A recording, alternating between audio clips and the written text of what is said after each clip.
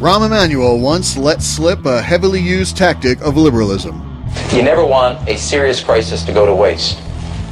And what I mean by that, it's an opportunity to do things that you think you could not do before. Well, an Amtrak passenger train bound for New York City derailed while going around a turn just north of Philadelphia.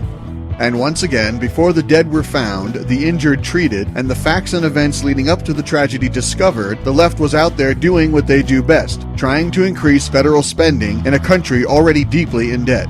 The Amtrak train accident is a tragedy indeed. Our thoughts and prayers here at The Ray Warner Show go out to the families suffering loss as a result.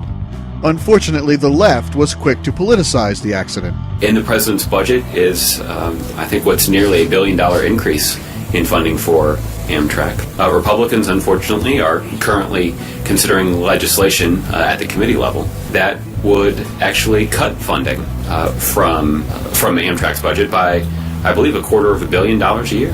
That was White House Press Secretary Josh Earnest using the accident to vilify Republicans for daring to cut a wasteful subsidy on an archaic means of transportation. The railroad is the technology and method of travel of the 1800s, but since the left has such a fetish with trains, we are all responsible for paying for something few of us use. The next time you look at your pay stub and see the amount of taxes taken out, keep in mind that on average, $60 of every Amtrak ticket sold is subsidized. And while you're thinking about that, know that Amtrak employees average over $40 an hour and have full benefits. Ernest failed to mention that Amtrak is just another example of a venture the federal government has no business running. He also didn't talk about why the accident occurred. Word now is that the train was traveling at 100 miles per hour through a turn rated for 50 and derailed. This accident was due to human error, so every time a liberal brings this up and whines about infrastructure, remind them that if we had spent the entire $18 trillion national debt on this one turn, it would have made absolutely no difference.